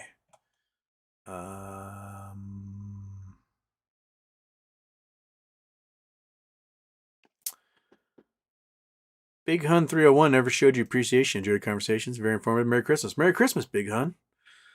I lost a little bit of the chat here. Who did I lose? Oh, wait. I got a little bit on this side. All right. Nope. I did lose it. Dang it. Consarn it. So I lost, 15 minutes of chat there. I'm sorry.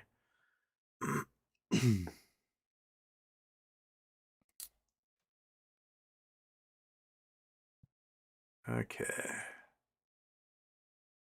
I gotta find out where am I?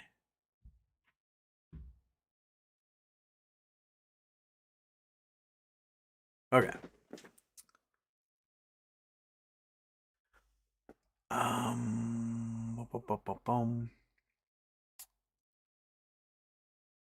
Did that question before. We did that question before. Sarah Dodds, there we go. Okay. My question was, if we don't sell Acme by the end of the 12th, and let's say the stock is 3 digits at closing, how will the cost of those unsold stocks translate to new stock? Could we lose money? Yes. Could very well. Because I don't think the potential dividend for what Acme becomes could be worth more than like 120 at the highest. So if the stock price is above 120 on the 12th, probably best to sell and you get more money out of it. My guess is probably around $60 range is what the dividend could potentially be.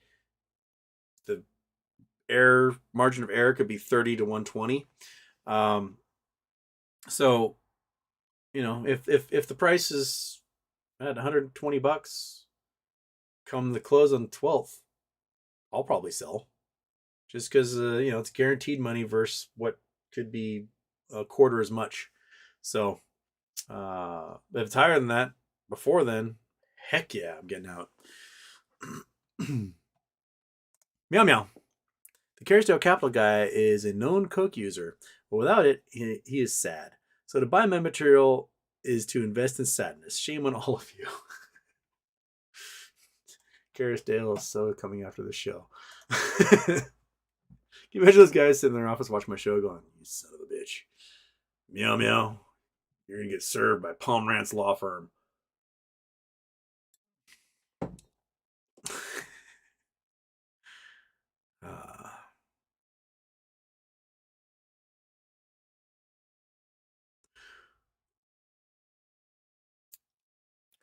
BK Lynn Chris. I'm curious, when you go shirt shopping, do you intentionally buy extra small or do you just buy mediums and then run them in the dryer 100 times? I get cool patterns. I don't care if I swim in them or if they are bodysuits on me. I like the patterns. Like, this is a cool pattern. It is really just organic splots. Might be maybe an orchid or something. I can't quite tell exactly. I think it's in the eye of the beholder here. But I just like patterns. I prefer if they were larges and they fit me perfectly. But, beggars can't be choosers. A lot of shirts I get are given to me by people. And a lot of people just aren't my size. They're a lot tinier than I am. And they give me a free shirt. I appreciate it because I like the pattern. And you know what? If it's painted on me, then that's the way it is.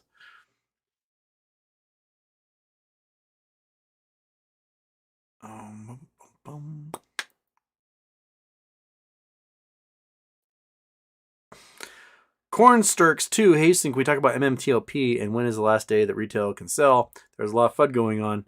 Well, we've been talking about ACME the entire time, and ACME may or may not be analogous to what you're asking about there. So whenever I'm talking about ACME, you might be able to infer what I'm really talking about. Yeah.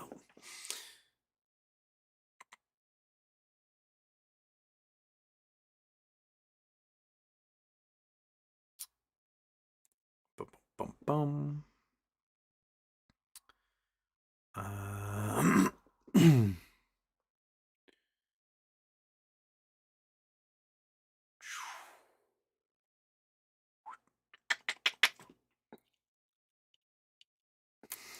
As a former Navy seaman, solid joke. That's the maroon joke. That's a pretty good joke. All right. That was from a guy who's landlocked. He's out in Calgary. He's got no oceans anywhere near him.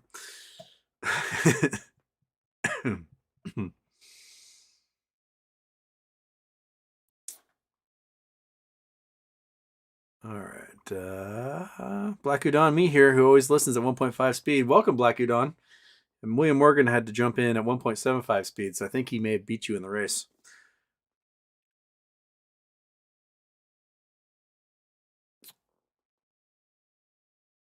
Okay.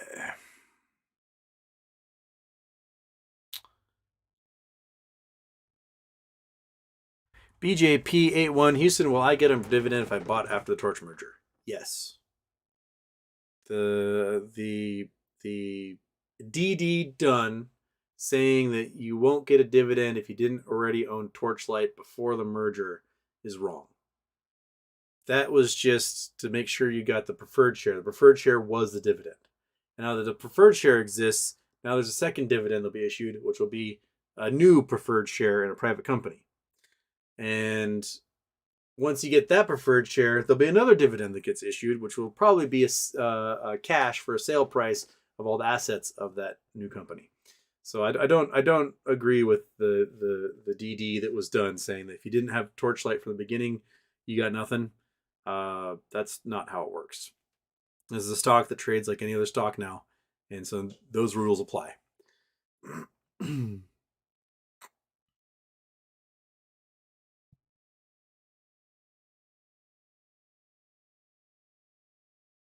Yogi 2012 can't explain how much I want you to do the Carousdale phone call during MOAS. Great idea. We have to make a list of things to ask them.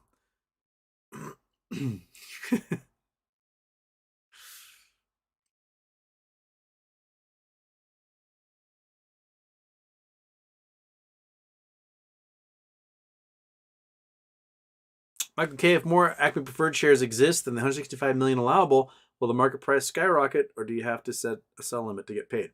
The market price should skyrocket. It should skyrocket. That's what it should happen. But what should happen and what does happen are two entirely different things. Thus, the litmus test for MOAS. This should be like the foreshock to the giant earthquake, and we got to see what that is on the Richter scale. Arm2 Houston, sorry for insisting. How high a price can Ape go? I have no idea on Ape.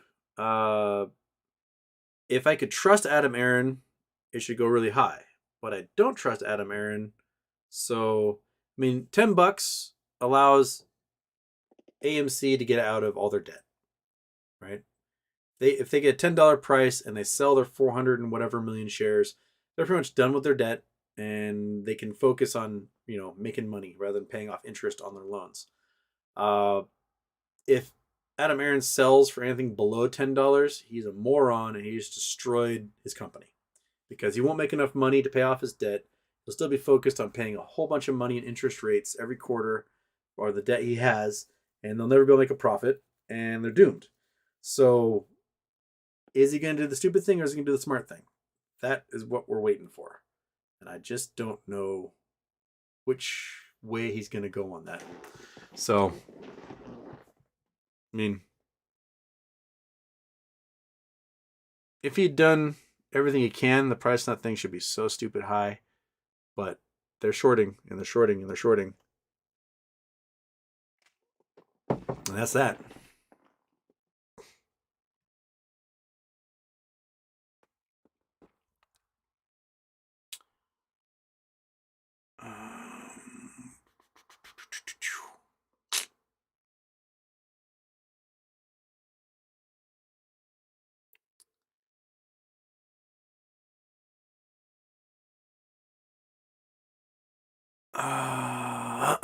Mike, see if hedges don't close, we're headed down. That's true.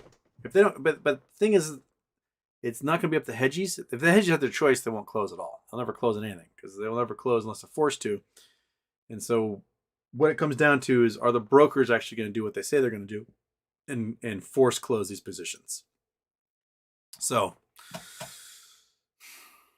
it's up to the brokers at this point.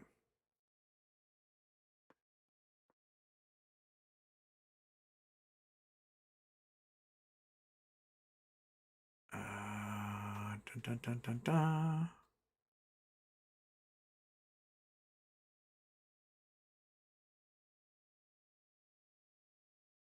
Podcast strike review excerpt. It's unsurprising, therefore, that McCarthy's two new novels serve in part as a love letter to 20th century studies of physics. Well, that sounds like something I should read then.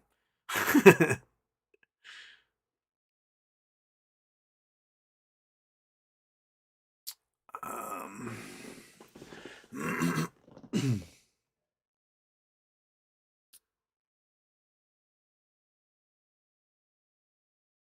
bum, bum, bum.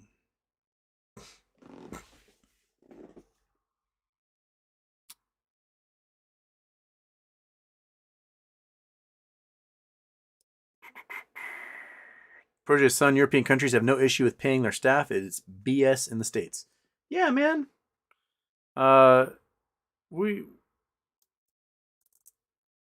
We pay workers too little. We've talked about this before. There was that pizza restaurant in Florida last year.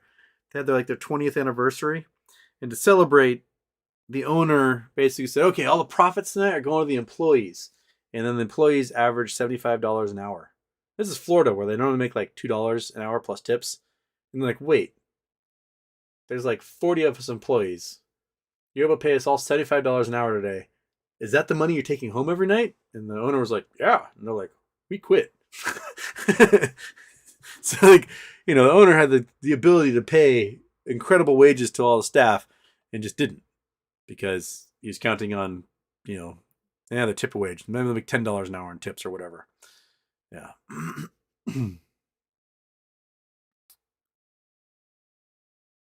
Mark Hepner, what stock are you talking about? I'm talking about Acme, baby. That's what we're talking about. And Hepner is a cool little town in Oregon. It's a picturesque town. If you ever go to Hepner, Oregon, I recommend it. It's a quaint little town. Got a great little courthouse, cool school up there in the mountains and the foothills of the Oregon outback.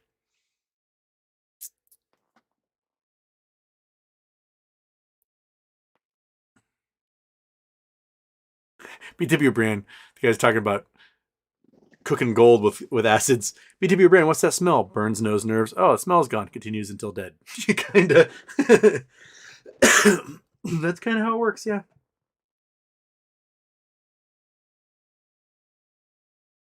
Project Sun Houston, with recycling largely a scam, what's the best way to dispose of trash plasma TV? Anything they're worth as well. I mean, pull out the circuit board. Circuit board will have gold plating on all sorts of stuff. Recycle that. Everything else, take it to the e-recycler. Maybe they can figure out what to do with it. But the circuit board, the motherboard in there has always got something. My dude took TVs out back and shot them with a gun. Not chemical stripper advice. Hannibal Grimm, Houston, drop a beaker in a garage. That's how you become a Batman villain. uh,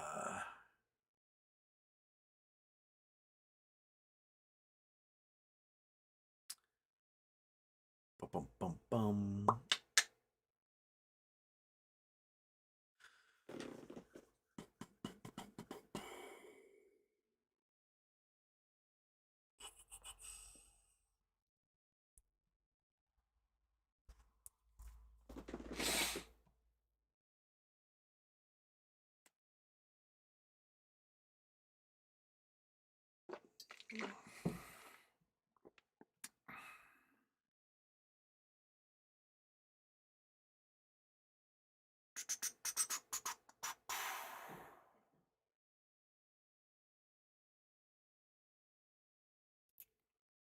All right, sorry, I'm scrolling. You guys are having a conversation here. I'm trying to find some questions here.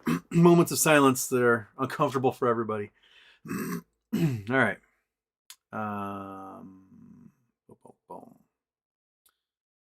Immigrants move to Chicago.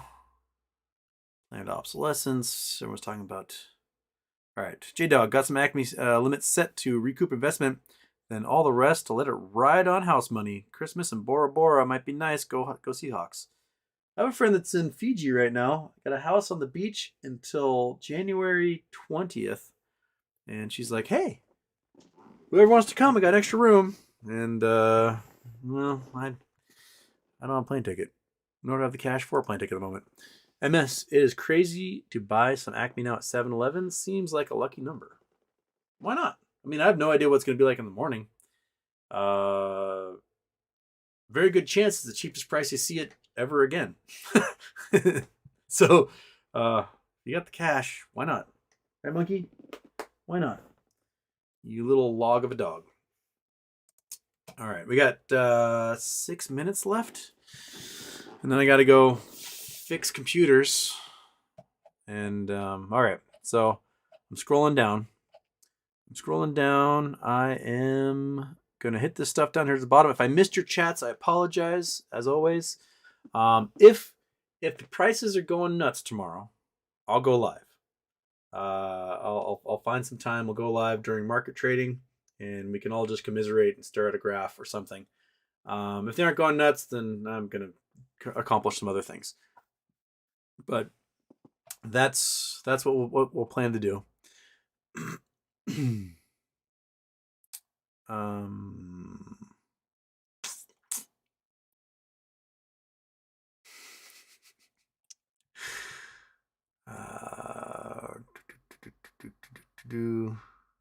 Where are we?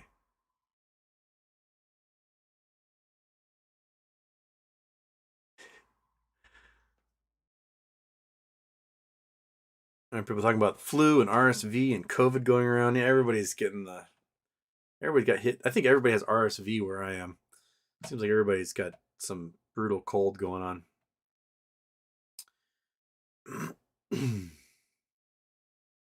Daphne, I'm not typically an anxious person, but I literally feel like climbing on my skin with this anticipation.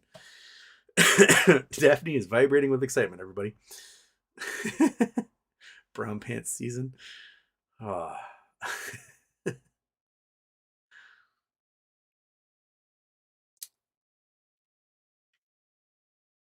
MT Houston, I'm interested in Lear info about market mechanics, settlement, deferments, etc. Oh, learn info. Where can I go about this info? I mean, was it investment? Is it investment.com that has like all the little tutorials? That's probably a good place to start. At least it'll give you like the glossary terms for everything. But outside of that, you have to start specifically searching for the topics you want to learn about, and that's just you'll come across it eventually. There'll be a Wikipedia article. There'll be a YouTube video or someone explaining those processes in a very specific, deliberate manner. Yeah.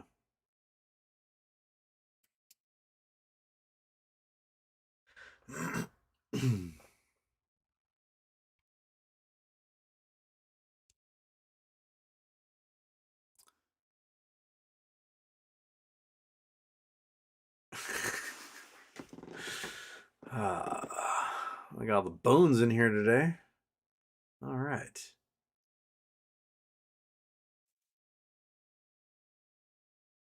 PTP Rand, will I make $5 million? Yes. Whether it's now or throughout the course of your life, yes. I used to be inside to have our own show and chat. That's the silence.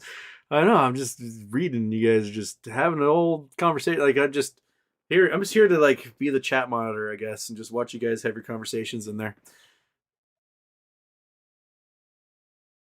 Scott Paul, if you see this, say tornado. Tornado.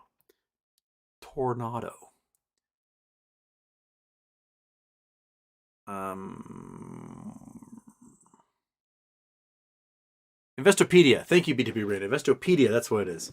Investopedia.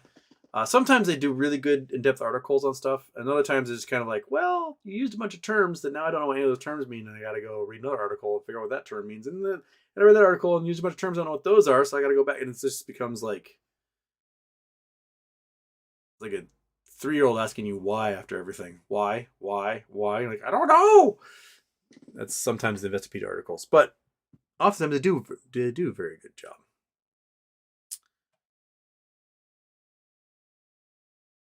Okay.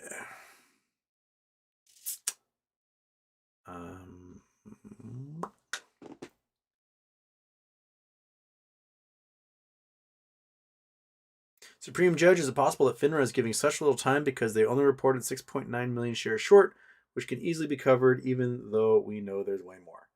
That could be part of it, is that the reporting system is garbage because it's all self-reporting. And the self-reporting has a limit. Like, they don't report naked sales. They don't have to report if they've lent or if they borrowed. That's one of the things that Ryan Cohen talked about in the interview he had the other week was we should be able to see everyone as a short position and what that short position is.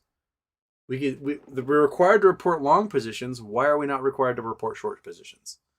And they should. They should have to report all that stuff. Whatever play you make, you should be in a notebook somewhere, and we should be able to look it up. Okay. Okay, my voice is kind of fading.